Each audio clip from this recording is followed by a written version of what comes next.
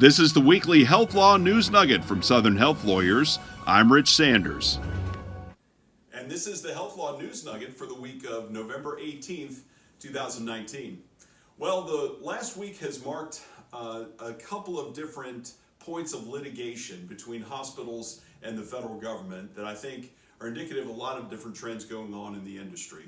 The first, reported this morning by Modern Healthcare and various sources, is that over 600 hospitals have sued the Trump administration and the Secretary of Health and Human Services this week over new rules aimed at decreasing Medicare compensation to hospitals. Specifically, the inpatient prospective payment system included what I think many would, at least on the federal government side, determined to be a nominal decrease. It was less than 1%, but the upshot is for many hospitals, that is their margin. So 600 hospitals have gotten together to sue HHS and as a result CMS over this fee schedule to say that these cuts weren't negotiated and violated various previous agreements. That will probably work its way through the federal court system while the hospitals are using that leverage to negotiate with CMS for better rates.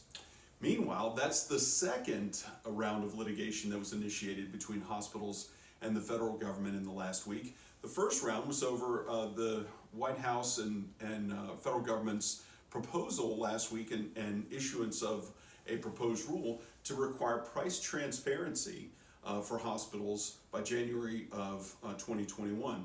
This has always been a controversial topic, and it covers not only the discussion in America that we're having about surprise medical bills and how difficult it is for the average person to go to the hospital and understand exactly what they're going to be charged and for which services. And so the government, in trying to address that particular issue, has really caused a crisis among hospitals who are trying to figure out how to comply. A couple of reasons cited by these various hospital associations, including the American Hospital Association, are that to disclose the hospital charges in a meaningful way to the public will reveal virtually every aspect of managed care contracts.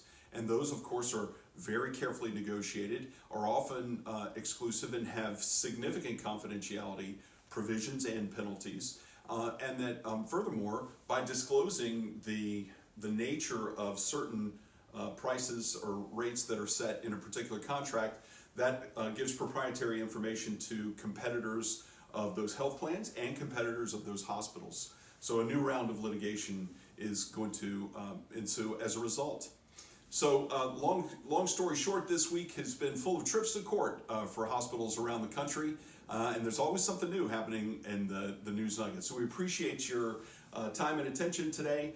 For those of y'all who will not get a chance to watch the News Nugget again, happy Thanksgiving, and we'll look forward to talking with you in December. I'm Rich Sanders with Southern Health Lawyers. Have a great day.